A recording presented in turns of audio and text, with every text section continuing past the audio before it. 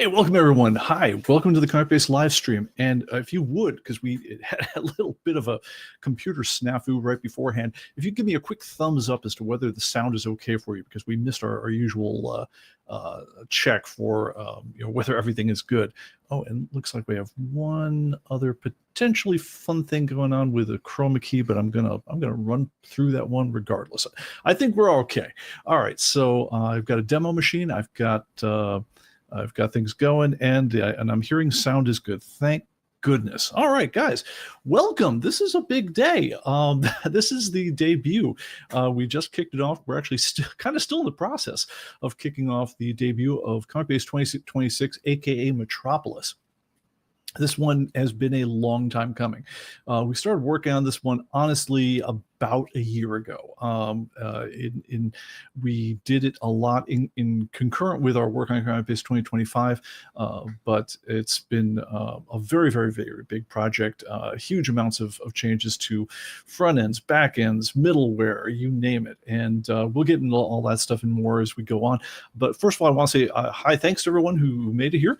If I scroll up here, first of all, thanks to my mod who's in the house, Mr. Gregory Hecht, Richard Scott here from war-ravaged Portland, Oro Viejo, beautiful Minneapolis. Ed's joining us here from Toronto, Canada, and Department of Comics in the house. Rob Weinberg, Jet City, Tyler T. Wow, Mike Beam. It's like, all right, folks, welcome everyone. So let me see if I could just get rid of one distracting thing, which is going to make me absolutely nuts if I don't, which is I got to figure out how to get rid of one window on on my PC so that I don't just get blinded by it. Give me just a second here. It's we have about 8 monitors going right now, and one of them is a chroma key, which has been the reason I had to delay here a little bit was I was rebooting my machine. It was for some reason just not cooperating whatsoever, and so we had to get that going. So thank you everyone for your patience. Anyway, so let's get into it. So what the heck is Metropolis, you might say? So we have a code name for every new version of ComicBase. We try to kind of come up with, what is it that we're trying to say and everything. Sometimes we have an idea for the cover, and the idea for the cover in this particular one is very much out of Fritz Lang's Metropolis. But the other thing we want to do is it's a big reiteration of not just futurism, but also connectivity and modernization of things underneath the hood, which is not super sexy to talk about in terms of product announcement, because I mean, who wants to talk about people like modernizing your code base and things like that? I'm going to try as much as possible, even though that is a lot of what went on, to talk about what it all means to the end user, which is to say you folks, as far as what everything we did. But we basically really, really went to town on this thing, revisiting everything in the hundreds of thousands of lines that make up ComicBase, to try and make it faster, more modern, more secure, better in every possible way, and using more modern programming techniques, and you name it. And the payoff is I think just a really, really cool new version of the program. I think you're all going to really dig it. So let's get into it first. So first of all, before I even get going, a huge thanks to all the folks out in the early testing group. Now, you guys may or may not know this, but there's a lot of folks who volunteer their time to essentially be guinea pigs watching the sausage get made. So what we do is we invite you to be part of our Slack group right in with the dev team. And so we get to feed you early versions of stuff. It's not beta. It's nowhere near beta. Sometimes it's barely functional at all. But essentially watching us build the software from the ground up, and because we can interact with you folks, you guys can try out new versions on a million different PCs and configurations and countries and things like that we are never going to be able to see ourselves. We get just invaluable feedback from all you guys, as well as you guys are some of our most fervent users of the program, and you have excellent ideas. And so we get to work with you guys really very much a partnership. Thank you to everyone who was along for the ride on this one. It's been going for months behind the scenes, and we could not do this without you. It's one of the smarter things we ever did. we were releasing ComicBase 2020, which was a full rewrite of the program, and it's something we've kept up ever since. If you want to be part of the group going forward into the future, please, I'll put my name up the screen. Just email pbickford@human-computing.com, and happy to take under advisement. Hopefully things calm down for a while, though, because I got to tell you, on behalf of everyone involved, man, I need a break. But anyway, thank you is all I can say to that. All right, so first let's get into the numbers. ComicBase 2025-6. It's currently what we've got in it, and just to flip over to the screen for a second, make sure that screen, indeed, there it is, ComicBase 2026 in all its glory. It has information and pricing on 1,000, let me get a screen in here, information pricing on 1,378,261 comics from some 80,139 different titles. If you guys are paying attention to this sort of thing, that's from 9,740 different publishers. So people sometimes ask me, it's like, well, do you have any independence in the database? Yes, yes, we have virtually every comic book that's been published since there were things called comic books, and we are always keeping a track of new things as we go forward. It's absolutely crazy how big the data set is on the whole thing. I remember when we were reaching the 300,000 mark in ComicBase, and I thought that we probably covered just about every comic book in the world. How wrong we were. And I'm so anyway, so it's been a very big 33-year adventure of getting that data put together. And so we're happy you could be along for it. Now, a number of years ago, we also switched out. So we're not just doing comic books anymore. We also have some 33,405 books, 288,078 magazines, and 3,836,120 newspapers. So you can track whatever periodicals or printed matter you have in your life. We hope you have some place for that all to go. The comic book count in particular is kept, we keep it according to the Guinness World Record standards. Among other things, one of our customers is the guy with the Guinness World Record for the largest comic book collection. So that part's important to us. We've gone into it in previous shows, but basically, if something, it could look like a comic book in terms of format, but unless it has comic-related stories primarily containing in it, it's not considered a comic book by the Guinness Committee, so we don't know this. So if you're thinking about things like art portfolios or those Marvel trading card books or the official guides of the Marvel handbooks of the Marvel Universe, things like that, solicitation catalogs, those things are not comic books, at least not officially, even though they might look like them. Similarly, things that might look like comic books, but but are in, they just don't fill the story factor. So things like art portfolios or things like that, those things would be typically either magazines or books, depending on whether or not they are periodical in nature. So so for the comic books, 1.37 million of the actual comic books, and that's quite a thing. So in addition to that, we have pictures, when this is where we get into like the big differences between ComicBase 2026 and everything else. So in this edition, and this is a realization we had starting really about last Thanksgiving, is we realized, because we'd all been using the archive edition of ComicBase, the one with all the photo reference, so we're living high on the hog, and a lot of you guys are too, and we very much appreciate that of you. But one thing we started realizing, and it has very much to do with the number of variants over time, and let me see if I've got a graph I could pull up on that as I'm talking, but the number of variants has absolutely exploded, and it's gotten to the point where, and I just pulled the numbers for this year, 89% of all comic books published in 2025 were a variant of one sort or another. And in a world where 89% of all comic books are a variant of one sort or another, it's not enough just to know the title and the issue anymore. It doesn't help you as a collector enough.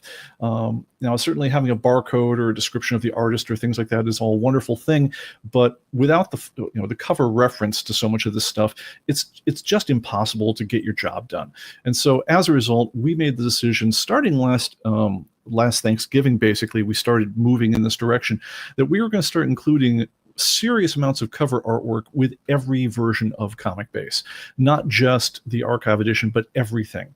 And so that started really a long process where we're really just revamping the program. So I'm just pulling up Dropbox on the other things. I want to show the variant graph, and I think I've got that right about now, if that will launch. Hey, Excel, great. All right. Yeah, I'm sorry, I'm getting the message about how much Microsoft respects my privacy. That is just fantastic, guys. All right, so let's flip over to that graph for a moment, just so we can all be horrified together about what this all looks like. So switching over to the demo PC, this is in order from all the comic books published since 1935. 1935, what a magical year that was. There were only a total of 117 comic books published in 1935. 0% of those were variants. Matter of fact, there were no variants of any sort whatsoever until 1939, in which case there was one variant the entire year, and I think that might have been either a price or a location variant. Possibly it was an ash can or something, but anyway, ever since 1939, with the exception of 1946, we have been plagued by variants to one extent or another. Let's roll forward through time, everything, and as you can see, it started out, quite small. Here's the graph, until it got to the point where it's just absolutely, shocking, what percentage of the comic books out in the world are variants of one sort or another. By the numbers, if we look at it, by about 1975, 6.3% of comic books are variants. Again, mostly we're talking about things like Whitman editions or Canadian, versions and so forth. But by the time the 80s started rolling around, we got into the game in a big way. 30% in 1981. By a decade later, still 26%, and then 2000, 32%, and we never went down from there, with the exception of I think 1 or 2 years. It dipped down just a point or two. 2014 was the most recent year that it ever dipped down. We were 58.8% of all comic books by 2013 were variants. Dipped down in 2014 to 52%, and then after that, it's been Molly bar the door. So looking at comic books in the U.S. from current publishers who have put cover dates on them that have shipped so far that we've seen, we had 13,545 comic books published. I believe all but 1,531 of them were variants. So giving us 89.84% of all comic books are variants of one sort or another this year. Absolutely horrific. So what does that mean? Well, what it meant, for all of us is that all of old comic book collectors who get started out saying, hey, look, I'm on Green Lantern. It's not the Golden Age one. It's the new series, second series. Once upon a time, knowing that I had Green Lantern second series number 3 was enough. Now, when you're looking at Green Lantern 6th series, number 3 comes in, 15 different flavors.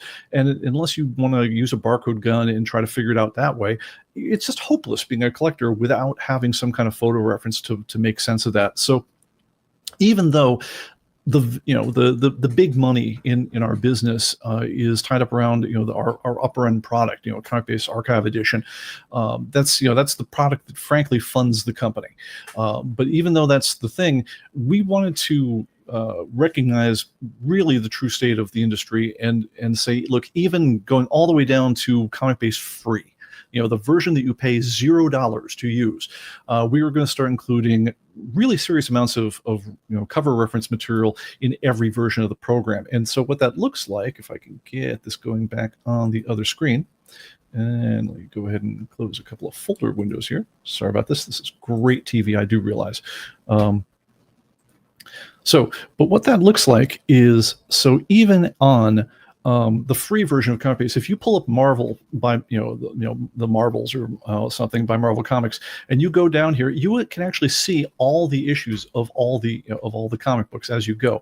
Not just the number 1, not just the first cover, etc. You can see all the issues for everything from Marvel, everything from DC, and that's even included in the demo version. The version we don't charge anything at all for.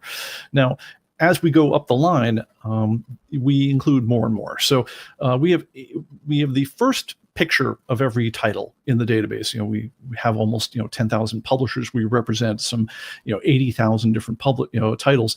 We have 88,327 first pictures. So those are included for everybody. Everyone gets those, so you can helpfully identify the title.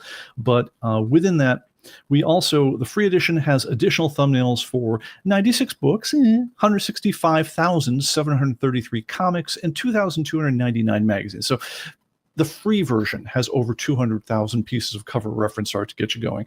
And if you're basically a mainline Marvel DC collector, maybe all you ever need in terms of looking at what you're doing, and we don't even charge for that. The Express version, which is our starter version, so the first one that comes with price updates and all the full features of the program, unlimited collection size and so forth.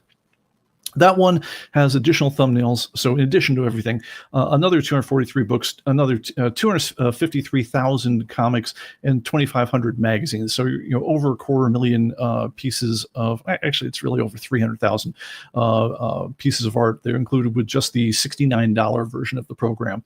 The Pro version adds additional thumbnails, so this is additional from the first, so that 88,000 I talked about earlier, for 336 books, 306,529 comics, and 3,500 magazines. So you're basically at 400,000 pieces of art there. But if you still want the best of the best, there you're still looking at the archive edition, where we don't just give you the cover thumbnail. So we don't just give you the little thing that lets you identify the cover. We actually give you the thing that if you click on it, shows you the full cover in really all its amazingly pretty glory. Actually, yeah, that one's just kind of meh, but yeah, etc. Anyway, but those ones we have in the archive edition now, 1,155,961 items total, and we add thousands more every single week. And so that's just by the numbers. That's what's in each of the different editions of ComicBase. What's the message there? Yeah, the archive edition, freaking amazing as always. The 4K archive edition, same kind of idea, except imagine that almost 200,000 of those images are also in full 4K resolution, which looks absolutely dynamite on a 4K monitor if you want to spend the extra couple bucks to get the 4K version. But the archive edition, absolutely fantastic. But even the really cheap versions, if they let you get going in terms of having the art for what you're doing. The wow, people, I guess, sorry. we're just busy as heck on the lines here, and I'm just going to have to shut down the phone here because otherwise it's going to just start ringing through and driving me nuts during the show, and I can't have that. Okay, so the just one quick thing: the free version, Marvel and DC, is basically where and also the #1 pictures for everything else. The Express version adds in a bunch of the other major publishers that comic fans like, Image, Dark Horse, and so forth, Vertigo, etc., Dynamite, and so forth. The Pro version adds in a couple dozen of really the fan favorites. Everything from Archie to Viz to Titan to Gold Key, Fawcett, etc. So if you're like an old school comic book collector, Pro is going to have basically, if you want to go to 4-color comic books and see every single cover of it, even the Pro version now has that. And another thing that's brand new this year is people used to ask, okay, well, I downloaded it, but now 6 months has gone by. Can I download the picture installer again and do that? And the answer these days is, well, you could, but you no longer need to, because everything down from the Express on up now, as of this version, can also download new covers for new comics as they come out every week, which means if you have ComicBase 2026 and even the Express version, this will be the very first time that you, as part of the weekly download, can download. Now, granted, they're cover thumbnails. They're little, but you will also get, as for new titles that come out for those publishers that you're supporting your edition, you'll get the new images for them. And so that's an absolute power up for everybody as you go down. And of course, the archive guys get the full size versions of everything as they go. So that stays the same as it was. All right, other things that are new. And the other thing, we talked about the variants already. I'm sorry, going through the notes for myself here, a little distracted. So the stats, by the way, that I just gave you are about to be obsolete. We're in the process of pushing this week's update. One programming note, so you might wonder, why I was just a little bit late about doing things. When we told you about how do I get new ComicBase 2026, we were just in the process. As we roll these things out, you might realize it's a very involved process, a lot of moving pieces, and we have a lot of things just that we need to, all sync up at the same time. One thing that we just sent out the notice to everyone about how to get it, but one thing that we are just temporarily a little bit out of sync with yet is we haven't thrown in the hook yet. It'll be live right after this broadcast, so that when you're running ComicBase 2025, you just say internet check for updates, that'll tell you about 26, and you'll be able to download from there. For right now, if you're looking to get ComicBase 2026, if you look over at comicbase.com, go down to my account and then registrations, you will see magically that all of you who have a current ComicBase 2026 serial number have just magically received a 2025 serial number. You've just magically received a ComicBase 2026 serial number.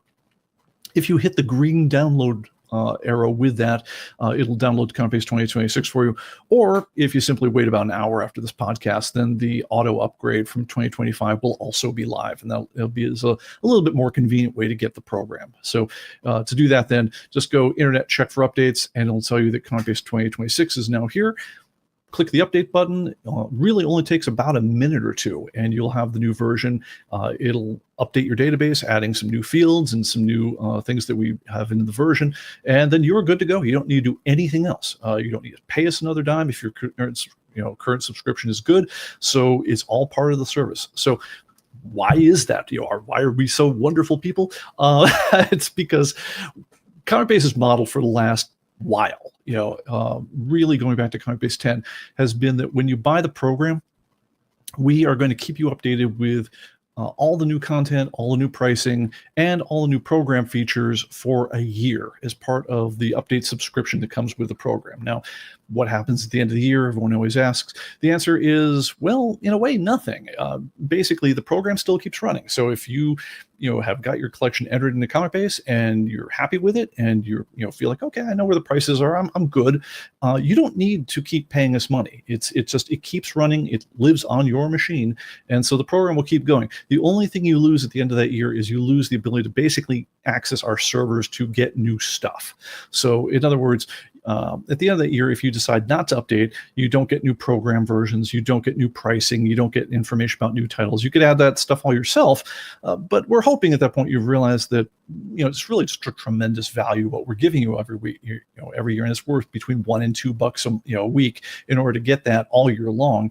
And that you'll say, as the kids say, best thing since sliced bread. The kids don't say that; they haven't said that since the Boomer generation. I just threw it in there anyway. But and that you'll want to keep your subscription updated. Well, part of that update is you also get all new versions that are released during that year, which is why anyone with a current ComicBase 2025 subscription is getting ComicBase 2026 free of charge. It's all part of that same subscription. So if your subscription has lapsed, if you got a little busy and you're doing other things, now is an absolutely amazing time to renew your subscription.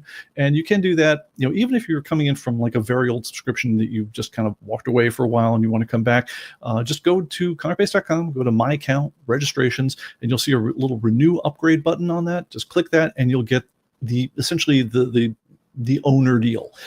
So you can upgrade to the very latest thing, and you'll also get a year of new updates as you go with that. So it's a tremendous deal. We encourage you to do it. And by the way, thank you everyone who's been doing that and kind of driving us a little bit crazy, but really thank you everyone who's been doing that ever since we announced the new version, because it's mad, it's chaos, but we really appreciate it. So, all right, moving on. So the weekly update, by the way, is out today.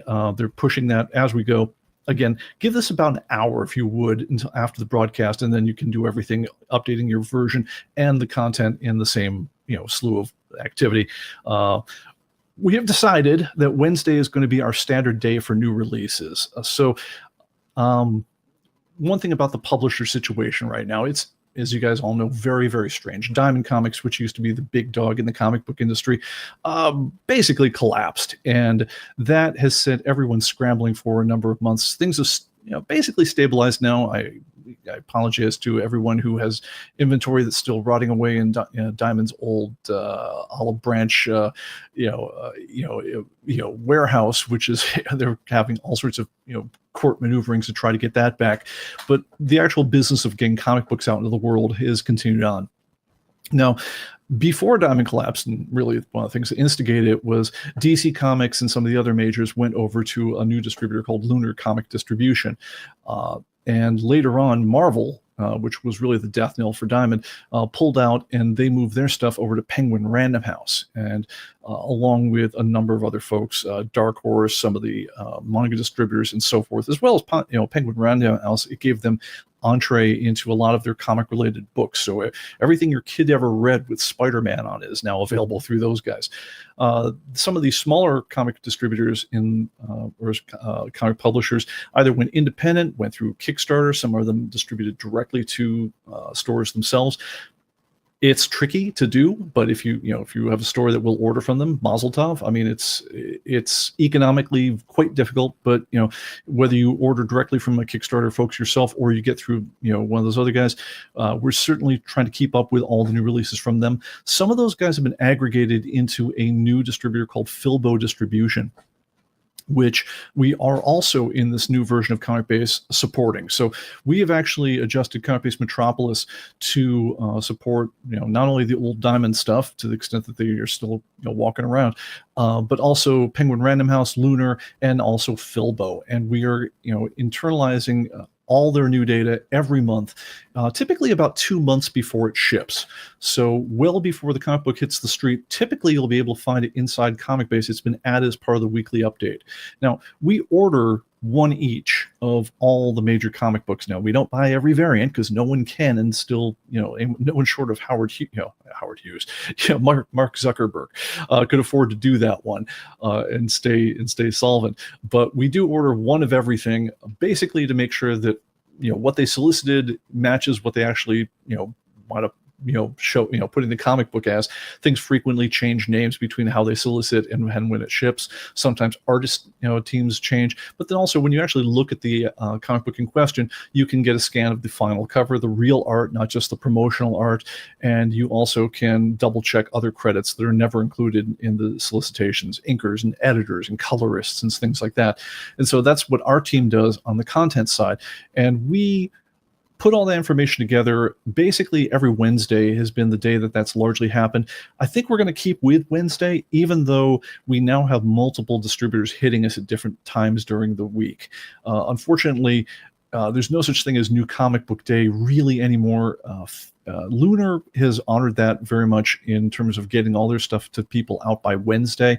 So our folks out on the West Coast who do the content indexing, they have their comic books, basically Tuesday night. And so by Wednesday, all their work has been done putting new content together for the week. Unfortunately, Penguin Random House doesn't have, it seems like the date for that to get out to us here out in Tennessee is Friday. So those things do not go together particularly well. So when we have, like, say, a new copy of X-Men, we won't have the official cover, the official version, whatever else. I mean, the comic itself should have been in the database for a couple of months at that point, but when, to get the official art, the official interior credits and so forth, and frankly sometimes to rename things that have switched around because they didn't solicit particularly well, that stuff unfortunately is going to happen. We'll be doing it Friday, done by Monday, and that's going to wind up in next week's updates. So we're always going to have the little bit of that half-week stagger step, and unfortunately that's something that's common to the whole comic industry, and I don't think we can change it at this point unless the distributors start syncing that up. But that looks like the way it's going to go down. Filbo is brand new on the scene. They just appeared. They've been in business for I think 2 months now, and we have just now been able to get them into ComicBase. We don't know how that's going to shake out in terms of the overall schedule, but we'll let you know when we know. But anyway, just to give you an idea of how that's coming up. By the way, I've been gabbing on for quite a while here, so let me check the comments here, so make sure I didn't overlook absolutely everything there. All right, so let me see here. Some people had trouble doing the thing. Or who adds, the idiom "best thing since sliced bread" originated from advertising from the Chillicothe Baking Company, which in 1928 sold the first pre-sliced bread, advertised as the greatest step forward in the baking industry since bread was wrapped. Thank you, Oreo Viejo. You're fond of information today. And I think I probably stole it off Hogan's Heroes. I'm that old. Anyway, quickly adapted to describe any new product that seems similarly revolutionary and convenient. Well, that's what we're hoping you'll feel about ComicBase. So we'll stick with it for now until someone says something like, that's the best thing since ChatGPT. So, all right. Anyway, we'll roll with it. All right. Other things going on. So, all right, so we talked about Wednesday is the standard day. Penguin Random House was all right. So you guys might have noticed the last couple of content updates. There have been little weird staggery steppy stuff as far as like, for instance, there was a title I just we indexed last week where we had issues. It was a new X-Men title. We had issues 1 and 2, and then we added. I'd just gotten the copy of issue number 3, which was not in the database before, but we did have the database entries for 4 and 5. If something like that has ever happened to you, what that comes from is it comes from the time before our times when we had 1 and 2 because we knew about them because Diamond was still in business. We didn't have number 3 because Diamond fell apart, canceling all their orders on us, and we didn't have our systems in place in order to get all the new comic books ordered for a bit, and so we were hastily placing orders for things, which then took a little while to ship to us. And we had number 4 and 5 in already because at that point we had updated our system so we can read what's coming from Penguin Random House. If that has happened to you, I hope to God that that's the last time that sort of thing happens to us, because at this point we're over the hump. We're over having had to jump off of the sinking Diamond ship and onto the new Penguin Random House ship, and we're just kind of catching the few little splashes of water in the middle there. But hopefully things are as clear as sailing from here on out, and I do apologize for the upset on that one. I think everyone was scrambling when Diamond went under, so just to let you know what's going on with that one. So I tell you, all major publishers are indexed about 2 months ahead of time, and we talked about the gaps. Auction data is another main source of information that comes into ComicBase. Those are basically held heritage auction galleries, feeds us auction data a couple times a week at this point is the pace of their auctions, and those are typically indexed and included as part of the weekly update the same week that they come out. So that forms, especially when you look at Silver Age, Bronze Age, and Golden Age books, that forms part of the pricing set that happens as part of every week's update. And so you'll get that in the mix. And then what else did I want to say about that? I think that's about it. Okay, so let's talk about what's new in the new version other than just content. Because God knows I've gassed on about content long enough. And that, by the way, is Dodger going out for his walk, if you hear woofing. So, all right. So in terms of new content, well, actually, we hit the content already, so let me get my mouse over to the other screen. Great. And there we go. Great. So things that are new. So the big thing that we did all year long is we went through all the code in ComicBase, and this is the part where I bore you with code-based kind of talk, and we basically said, how can we make this better? Now, when sometimes that's making it better from a user interface standpoint, is there an easier way to do something or so forth? But a lot of times it's just, how do we just make this faster? Anything that took any kind of time in ComicBase to do at all, if you have been paying attention this whole last year, you've been noticing it's getting faster and faster and faster. Because really starting from the lowest level routines in all of ComicBase all the way up to the big stuff, we've been just looking at every single bit of code and saying, all right, what can we do to make this thing blaze? And now when you talk about where speed comes from on a computer, there's basically 3 ways to make something faster. The first thing is you can discover new ways of doing something. So if let's say you have a routine that counts something from 1 to 10, right? Or here's a great example of something. So let's say I give you the mind puzzle, right? And I forget which was it Leibniz or something, but a famous mathematician was alleged to have figured this one out a long time ago. He's sitting in his classroom, and the teacher, in order to kill time in the pre-worksheet in pre-YouTube days, says, all right, guys, I want you now, as a basic addition principle, I want you to take all the letters from A to Z, and I want you to assign them a number from 1 to 26.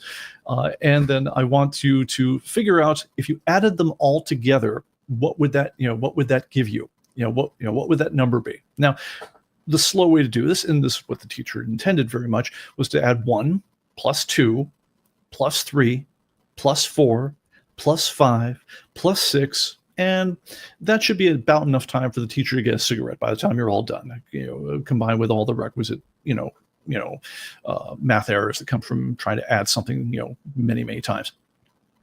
What the famous mathematician to be discovered, probably when he's 6 years old or something, is, well, okay, another way you could break that problem down is I've got 13 pairs of groups of 2. I've got a 1 and a 26, which is 27. I've got a 2 and a 25, which is 27. I've got a 3 and a 24, which is, you got it, 27. So all I really have is 13 times 27. Multiply that out, and I can be that annoying kid in class who figured out the answer before all the other kids had basically gotten their first couple calculations done. And so that's the sort of thing that can happen in computer science, or really anything else, when you sort of just take that apart the problem, squint at it from a different angle, and say, well, is there a more efficient way to do this thing?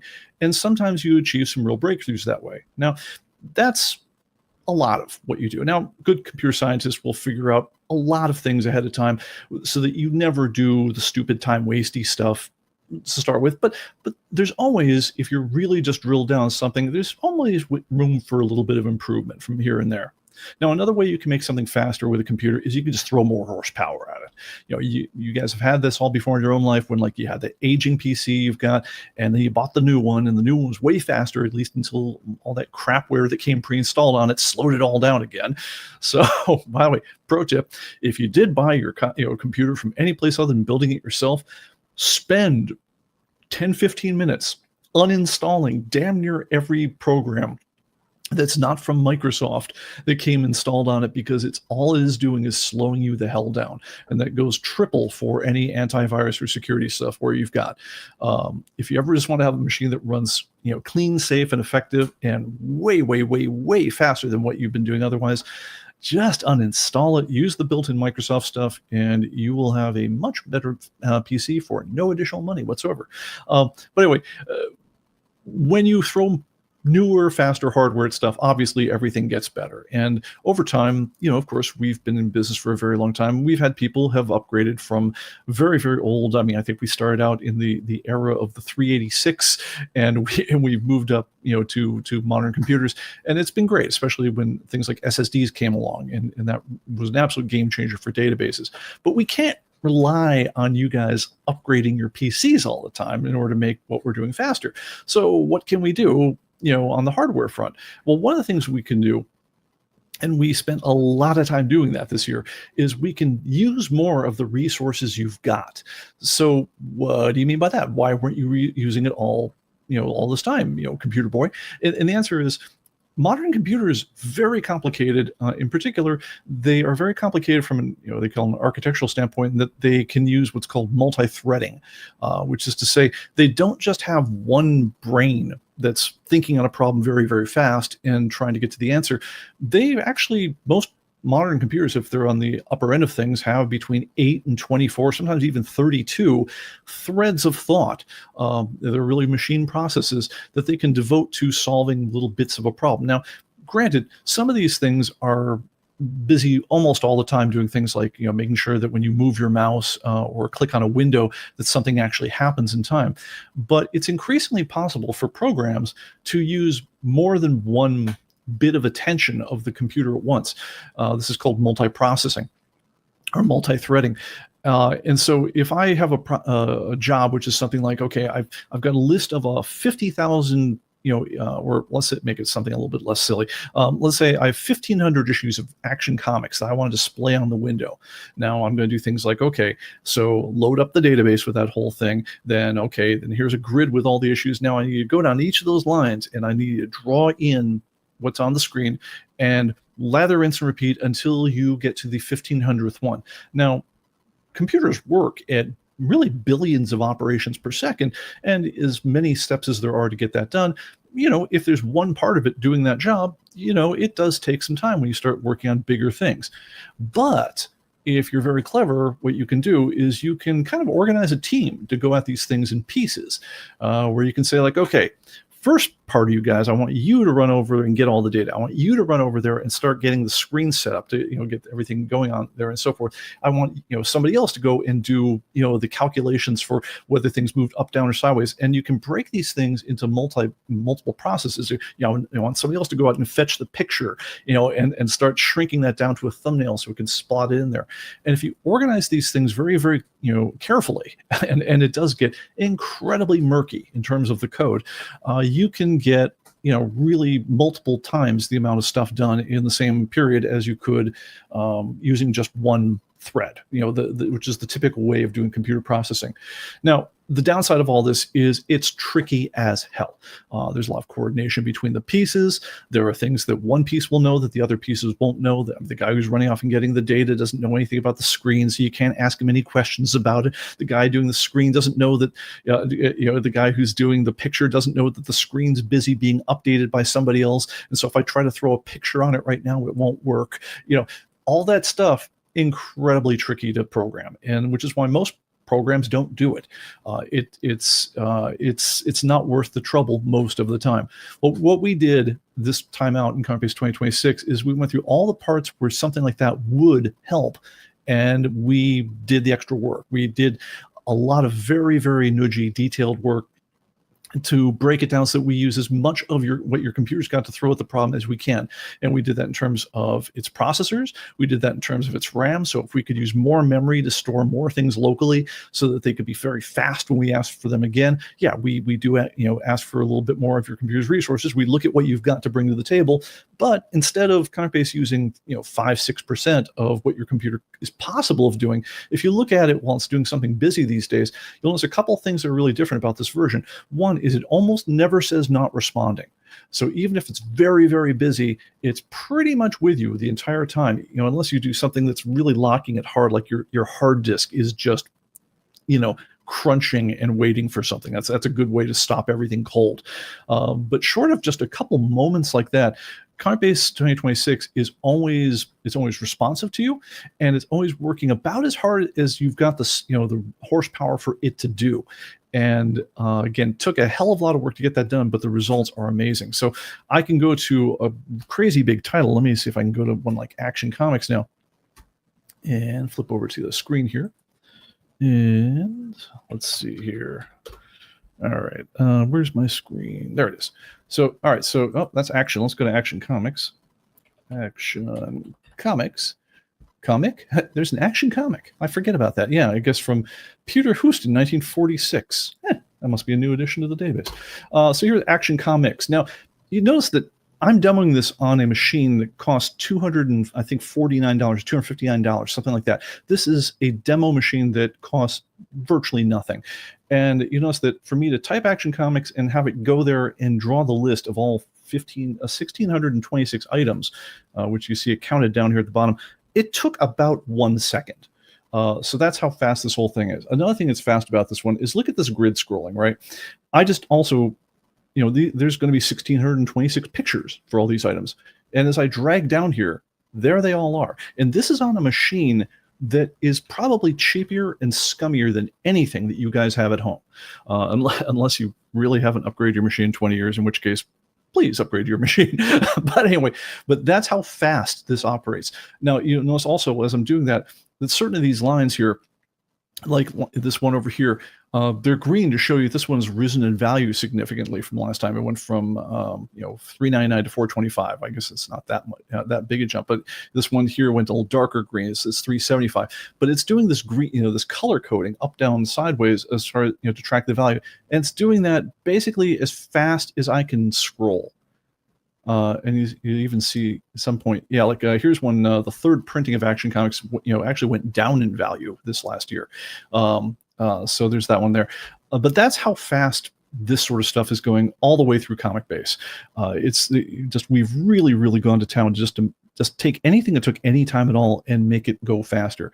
Now, the last way that you can make something faster in a computer program is you can do what I'd call Kobayashi Maruing the situation, which is, if you guys remember the Star Trek reference, the idea is that Ensign Kirk, before he was Captain Kirk, Ensign Kirk was given a classic training problem where he was going to fight, I think it was a Klingon, warbird, and he was going to wind up outnumbered, outgunned, and if he fought, he'd get killed. If he ran, he'd get killed. If he did anything else, if he tried to talk to them, he'd get killed. I mean, the computer is due to work the simulation so that no matter what he did, he'd get killed. And he was said to be the only guy who ever beat the Kobayashi Maru simulator, because what did he do? He came in the middle of the night and changed the parameters of the simulation so he could win. So there are times in life that you can do that by re-looking at the problem. Let's take another look at this one over here. So just to be fair, we didn't get everything we got in terms of performance on something like Action Comics out of just being really clever about data access and being really clever about multi-threading.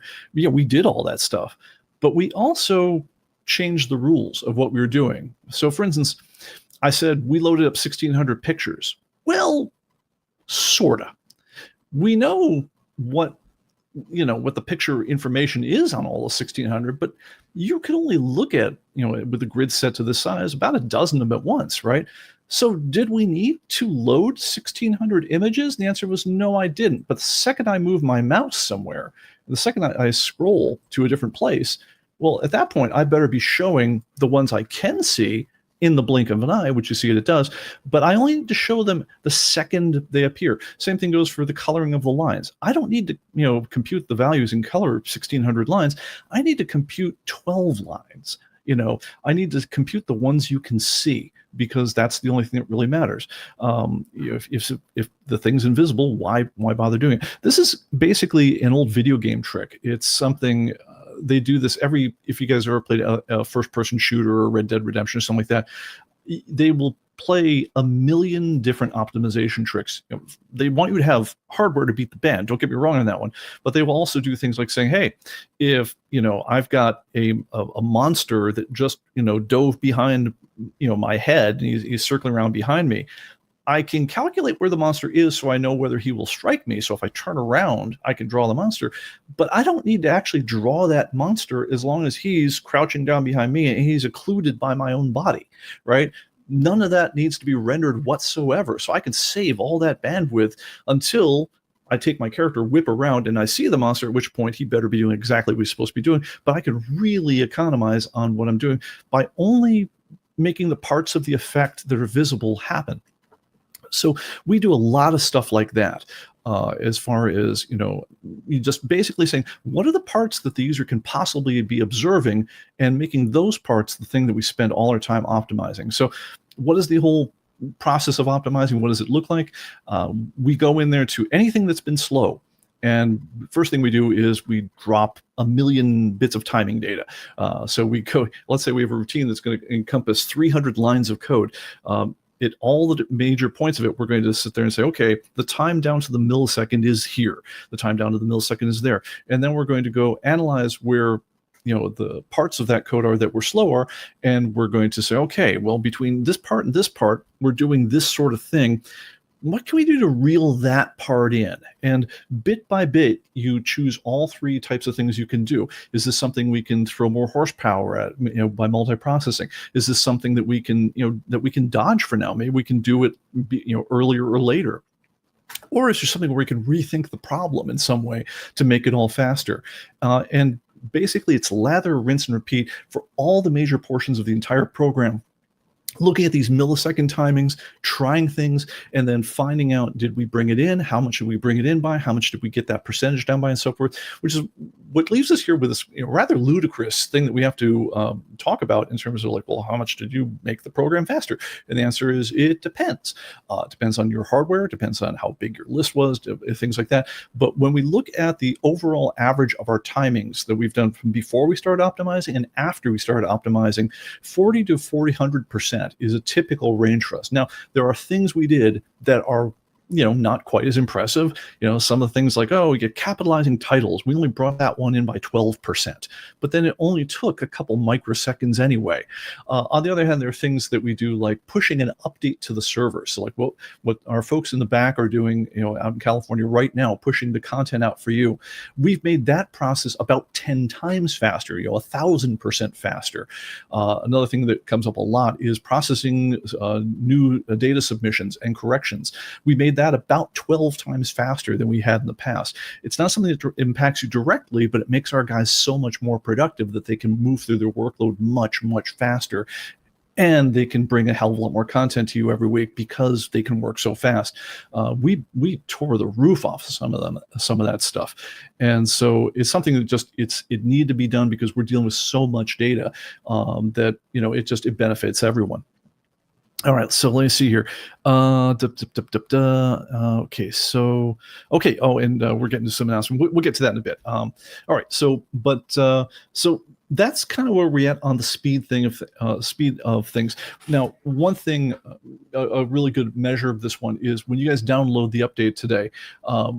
If you guys remember when you first launched ComicBase 2025, it would count the comic books and it would go through the titles and it would count them, 1,000, 2,000, 3,000, 4,000, 5,000. It now counts them in groups of, I think, 22,000 at a time. we've made it that much faster. If you are going through the comic issues, which right now there's 1.35 million of, we used to do them in blocks of, I think of 1,000. They now go by in blocks of 5,000. The other things go by in blocks of 25,000 or 50,000 at a time. If you're doing newspapers, we've made them that much faster, just in order to keep the counter so that it basically, we try to make it so the counter so it would give you an update about every second or 0.7 seconds. We did some tests to see what felt the best, and so that's about where we timed it out as. But some of those things we've made multiple times faster. Now, I would love to say this is all going to be brand new to you. You'll launch ComicBase 2026. It'll feel like a whole new computer for you. And that will be true if the last version of ComicBase used was ComicBase 2025 version 25.0. If you were using ComicBase 25.7, because we've been putting out releases every week or two, and if you've done the one that we released a couple, 3 weeks ago, ComicBase 2026 will feel a bit faster. But just a bit. Why? Well, because as we're doing all this optimization across this vast code base of ours, we're left with a problem here. We say, well, okay, so this will be a hell of a feature to talk about when we do ComicBase 2026. But if we don't roll it into ComicBase 2025 as we're going right now, then we'll leave our customers waiting, and that seemed mean. So as we've been doing things for the new version, we've also been back-rolling them into the old version so that you guys could get the benefit of most of this stuff. Now, some of the stuff relied on some new techniques and some new things that weren't available in the old version, so that will be genuinely new and amazing to you guys. But yeah, when you're looking at things like updates, no, that's important when all of us do it every week, and we want it to be fast as hell. And so you've been getting that benefit for a number of months now. So hopefully it feels good to you, and if so, it will continue to feel good. And we'll keep on looking for those things. But also, if you look at like how much of your machine it uses, you'll notice it's using quite a bit more than it used to. Like it used to be, my update when it was rolling would run 5-8% of my processor. Now, depending on which part of it's doing, it's using 50% of my processor, and it's really kicking butt. But as much as was possible, we've rolled some of the stuff into the current version you've had, because again, we are in continuous release mode. So some of this will feel new, some of this will not. Just give you a heads up on that. All right, so we talked about speed to death. Let's talk about what else has been going on. We introduced something kind of interesting.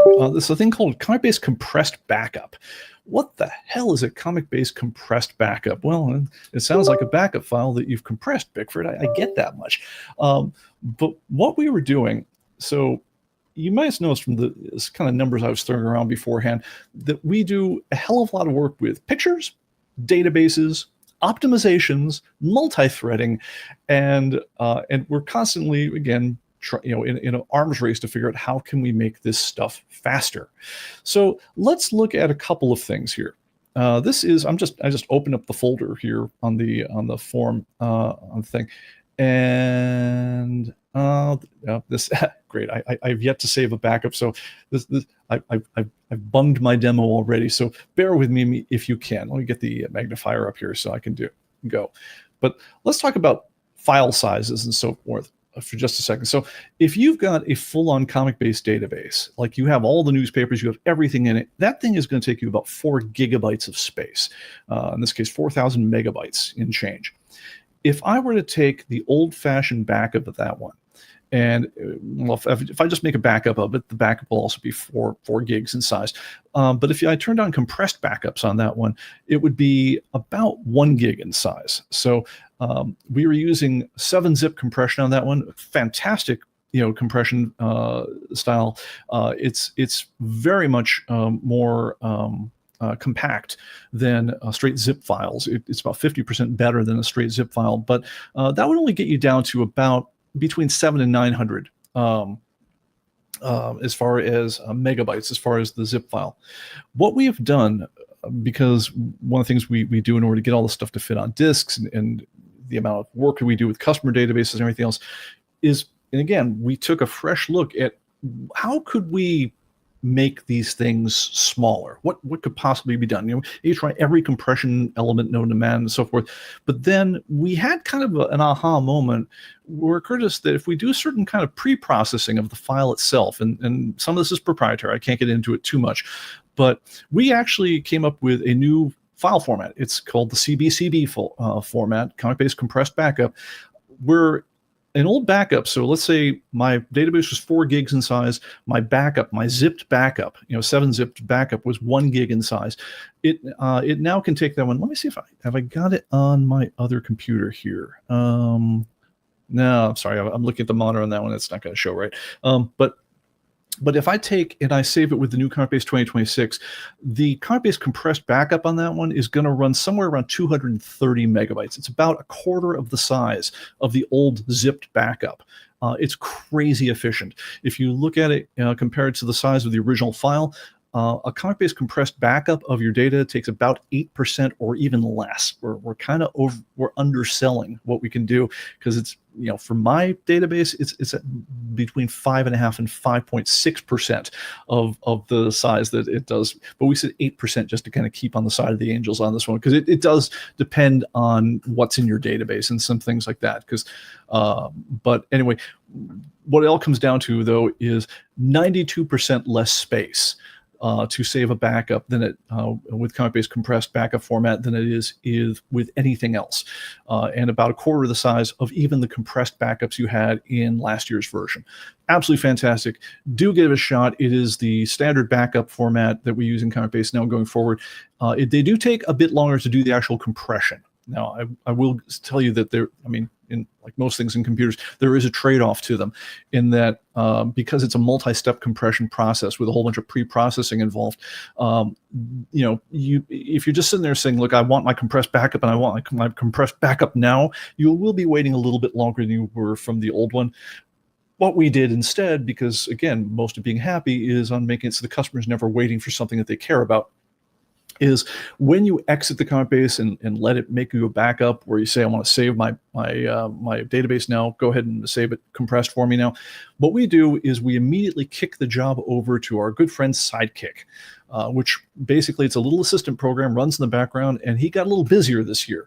We're always sending him to charm school, trying to make him less annoying. So you basically never mention, if you notice Sidekick's there, most of the time we're doing something wrong. So we've done what we can to make sure that you notice him less and less. He just kind of sits down there in the bottom of your system tray and does his thing. And again, we've done some things to, like I say, send him to charm school so he interferes with you less on that one. But one of the things he will do is he will also handle all the ComicBase compressed backups without ever bothering you. Basically, you just kick it off from ComicBase. ComicBase says, "Great, got it." Takes on an SSD type system, typically 15-20 seconds, saves your 4 gigabyte file off there, and then kicks basically a job over to Sidekick, which says, "Yeah, I need you to compress this thing up and maybe save it to the cloud or do all the other things that you want to do with that file." And it just kind of handles in the background. And you come back in 5 minutes or so, and the whole thing's just done.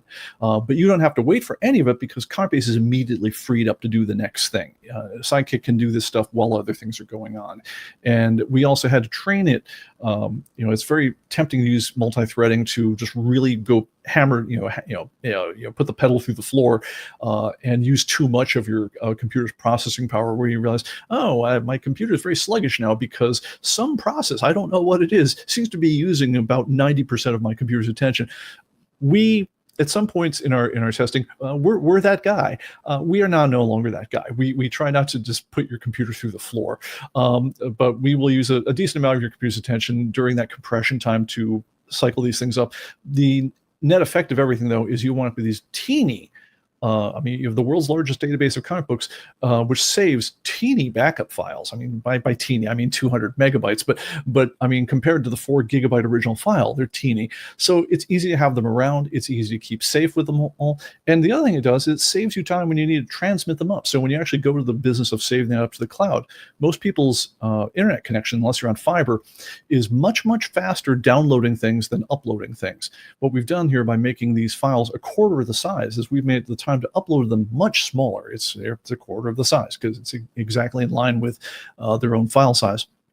So that helps everyone. And honestly, it helps us on the back end as well, because one of the things that we promised you is we give you 2 gigs of size on our server to save your backups. And we've never really enforced it, except in extreme circumstances where people were keeping like 36 copies of their database around. But this definitely parks us better for the future, where we can basically save multiple copies of databases and so forth without having to clear out space on our servers, because the files themselves are a quarter of the size. So it's a win all around. But anyway, so that is the ComicBase compressed backup file format. All right, other things that are new in ComicBase. So as you might imagine, having gone through basically the whole program a bajillion times, there's lots and lots of little tiny stuff about it that it just, it doesn't make the headlines, but it's there. It's very cool. You'll dig it. And it ranges. It's everything from, like, for instance, like, let's say I was looking around for a copy for some new issue that had just come out. It had just been solicited. Let's say, I don't know, I'm just trying to think of a new series, like a Radiant Black, right? All right, I'm trying to think of one that's Kickstarter, and I'm drawing a blank right now. But let's say I'd found, like, let's say I didn't have a copy of Radiant Black 1A, right? And it's a convention special edition that had come up, and for some reason your copy of ComicBase didn't have it. If I just pull up a web browser with the picture of 1A on it, drag it onto, I don't even need to save the file. If I simply just take it from the web browser and drag it and drop it onto 1A, it will automatically take that file, rename it'll do a file conversion of whatever the file was originally stored at. It'll save it automatically as a JPEG file. It'll do that invisibly, and it'll rename it as 1-A and stick it in the right folder. And I didn't have to do a darn thing other than drag the graphic from the other browser. You can do the same thing in dragging media files onto your things. If you have URLs that point to movie trailers you like and you want to drag them onto a title, you can just do that. If you have digital comic book files, whether they're CBRs, CBZs, AZWs, EPUBs, PDFs, and so forth, just take them from your Finder or wherever you've got them, drag them onto the issue in question. You don't have to rename anything. It gets done all automatically. Lots and lots of cool stuff like that. Other things that have been going on, you might notice, for instance, let's take some titles where, like, okay, so all right, so we have, when you go to a title, there's descriptions that come around, and you go around. Okay, so typically, these were always meant to be quite small, depending on where you had set your splitter to be. So, I mean, if you want to make it very big, then the graphic gets very big, and you've got a lot of room to read longer descriptions. But if you didn't, in the past, you were kind of stuck, and there was nothing to really help you out there. It was kind of like when you're browsing TV and you see a description of a TV show that you like and so forth. Typically, you can read the first 100 characters or 200 characters of it, and after that, your brain better fill in the rest, because there's no room on the TV to fill in whatever the rest of the whole thing was. But what we did is we decided, well, let's allow people, especially because we're getting a lot of information from publishers in now and things like that, where people do write longer. And what you might have noticed as I'm going around here, watch right over here on the right. As I go over here, nothing there, nice and clear. And as soon as I have enough information here, and it matters as to where I put my splitter as to whether or not this appears, but it will intelligently do things like drawing or not drawing the scroll bars, so I can read everything as I'm going. And I don't need to change anything else. It's as inobtrusive as it can possibly be until it needs to, but now I've got a way to read all the stuff without going into it. Other things that have gone on, just little things like that, to let you use your screen space a little better. Let's say I go up to a title information. All right, so look, we've got a lot of information here, right? Well, one thing that's new here, before I used to be, we could show you 3-4 lines on it because we had to make sure that the thing would run on a laptop screen. We couldn't get too big on it. But now we can also do things like saying, well, let's go ahead and make it so this thing is also resizable so that you can, better use the screen space you've got. And this is really good when we're looking at things like Penguin Random House gives you, half the time they're on their solicitations, they give you novels that tell you what the issue is about or something. And we can actually carry all that stuff as you go. Lots and lots of little stuff like that. It doesn't make big headlines, but it just makes everything better. And there's a ton of stuff like that in ComicBase. You'll see it everywhere you go. And so we hope you really enjoy that stuff. I'm going to try to wrap up here with a few things because I'm getting talked out and it's long, and I've decided I got to turn on the auto update for everybody. If people have asked, how do I get myself a physical copy Chris says, "Wow, far cry from the hypercar days." Yeah, wow, yeah, that's a memory, Chris. Yeah, ComicBase when it first came out was written in it was a multimedia database written in a really perfect technology for the time called HyperCard on the Mac. And fantastically efficient file storage. It had hypertext linking and things like that that we'd never seen before. The internet was not even a thing back then. Unfortunately, HyperCard was mothballed by Apple, and other things happened, so we weren't able to launch on the Apple platform anymore. We miss HyperCard, but on the other hand, we've come a long way, baby. All right. Other things I want to get into.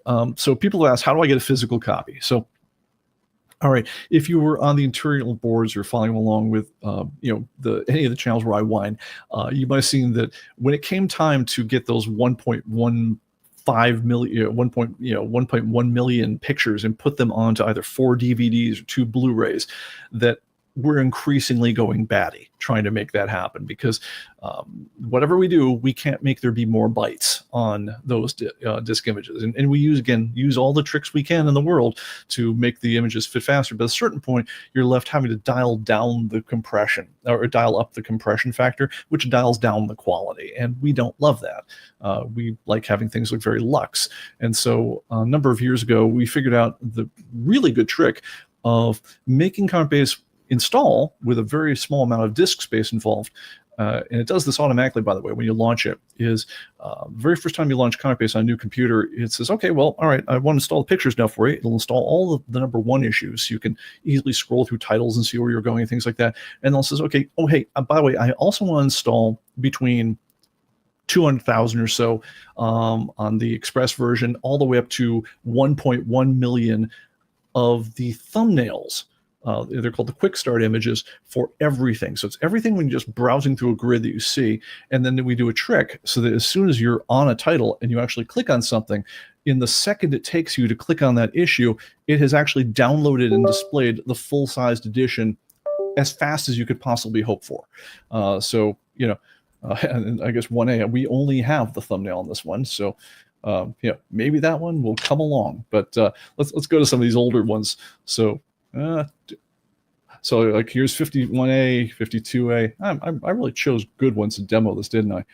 Let's choose something a little bit more mainstream. Let's something mainstream like Red Herring. What a great thought. But anyway, so when we've got larger images of things, and here, am I running an older version? Maybe I am. I apologize. Anyway, I'll back off to something I know what I'm demoing. Let's go back to Action Comics. So when I go to one of these here, that picture for number 1 wasn't there 2 seconds earlier. It was there basically right when I clicked on it. Yeah, and on these ones, sorry, I think I do know what's going on now. Apologize. So what we do here is we automatically install the small versions, and then we go and we install the big versions just right when you click on it. And because it's instant, you get the best of both worlds. You get the big pretty image when you're looking at it, and you don't get the image when you're not looking at it. And so it doesn't take up all your disk space. Because if you did actually have the large sized images at the higher quality that they are when you download for every darn thing, it would take something like 400 gigabytes of your disk space, and you don't want that. Now, I guess I can't stop you from wanting it. So if you want to go to all of them and click on them, you can get them, but I wouldn't encourage it in general. So the way to go is just install the program normally, let it install the quick start pictures, and by default, if you use that, it's going to automatically install bigger pictures the second they become available. So as soon as you click on anything, then you see the big version. That's really the way to go. Now, that said, there are people who want to have the physical copies, and I totally get that. I have a shelf full of them myself. If you want the physical copy of these things, number 1, be aware that they do not look as pretty because we did have to dial the compression up to the point where they fit the disc. And we used, again, every trick in the book to make it so we had the highest quality possible while still fitting on the disc. But the one you download will look better. So just so you know that, just don't want to set the expectations. But if for some reason you want to have the physical copy of your copy of ComicBase anyway, go ahead and just basically, if you order the new version and you say I want to ship it to me on physical disc, then we're gonna give it to you on physical disc. The difference in doing that versus download only is like $8.95 shipping. That's all we charge. So if you are upgrading and you want the new version, just go ahead and choose physical shipping, and we will get it out to you in physical form. If you've already got ComicBase 2026, your subscription runs for a while and you don't feel like you need to upgrade right now because it's running through next year anyway, and you want us to send you a physical copy of the new version that just dropped, all you got to do, send sales@comicbase.com. I'll repeat that, sales@comicbase.com. Note your name and address and say, I need a physical copy sent out to me, and we will happily send you, for the $8.95 that you send us, we will happily send you out physical copies of whatever product it is that you want to order. And then at that point, you get to see the cool new artwork and so forth. Speaking of which, and here I got to brag on y'all for just a bit. One of the things I have the most fun doing when I do ComicBase is basically, ever since ComicBase 1.0, we had this daft idea that we were going to release things in something that looks like a comic book. That was, if you look at an actual copy of ComicBase 1.0, it looks like you shipped a 64-page graphic novel, and it's got the superhero character on it, drawn by Scott Benefiel, who used to work for Malibu Comics, and he designed that character for us. But ever since we really got going, I had the chance to basically decide on cover art, or at least the direction of it, and choose the artists and so forth that we could use. We had a great time. Last couple of years, we were using a group called Synthetica. It's a studio who uses everything from photo painting to AI-assisted art to every trick in the book to get things done, and they did an amazing job. They did what is known as the Eve 2 cover, which is very much modeled on Eve from Metropolis. That's the primary cover that we see for ComicBase this year. Let me show you that one. I think they just did a hell of a job with it. And that is the cover. One thing that's actually kind of freaky about this one, we talked about AI art last time out, is this is the original painting that we were working from. We actually got into a fix as we were putting together some of the artwork we needed for doing different layouts and splashes and things like that, where in order to get the crop that we needed, typically when we do artwork on this sort of thing, we have to tell the artist, is like I need you to leave a certain amount of sky. In other words, the area with the above the main figure, we need to leave that open so we can lay the ComicBase trade dress on top of it, the ComicBase logo and so forth. So that's why if you look at our covers, that's why they tend to be laid out kind of like this. But we also need to make it possible to have a horizontal crop shot, which, because most computer screens are horizontal, so it has to be interesting if you just take a big swatch of it, and starting at this point from right at the top of like her throne down to about her feet. That's the main shot we had there. We got into a fix this time out where we actually needed something that was even wider than that for some piece of packaging. I forget what it was. And I actually wound up having to go and take the artwork we got from Synthetica, touch it out on the sides, and paint in other material from the sides on that one. And you'll see that in a couple of the shots, is that there are details along the width of it that are not in the original thing. So that was pretty cool. Other things we got to play with on this one, we commissioned Bill Robinson. You might know him from, he did the early days of Atomic Avenue. We commissioned him. He's a Disney artist. And he did a fantastic, robot reading comic books for us way back when with us. He came up with this terrific design. We again gave him the concept of, it's, the product's called Metropolis. So basically, as long as it's robots and it's kind of has an interesting story hidden in it, we were running with that concept. This is the one that this is like, if you think of the ComicBase as having variant covers, this is the 50-50 variant of ComicBase. This is the Robinson cover. And it's robots at the Ren Fair. And the in-joke there is, come see the Iron Maiden. And the Iron Maiden, of course, is Eve from Metropolis, the Fritz Lang movie from way back when. If you guys launch ComicBase 2026, you will quickly notice there are a lot more covers than that, because we had a number of we have folks on staff who are involved in this. I did one or two working with some things. Those are the ones that we sign as the art department.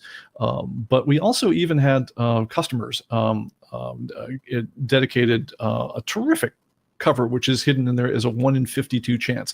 Basically, when you launch ComicBase, there's a routine. We started this out last year with the magic theme, with the idea of, well, we have a main magician cover, but we're going to have fun with it a little bit. We're going to essentially play magic tricks. And so there's a routine right when you launch called Pick a Card. And it picks a card between 1 and 52. And based on that, it does different things. Sometimes you guys might have seen that maybe you got a bunny popping out of a hat. Sometimes you're very clever. You might have noticed that the lover's card that was on fire was inverted, which changes the meaning in tarot. And if you saw very unusual things, you saw other covers, including a dark castle and things like that. We've expanded on that quite a bit with the new version.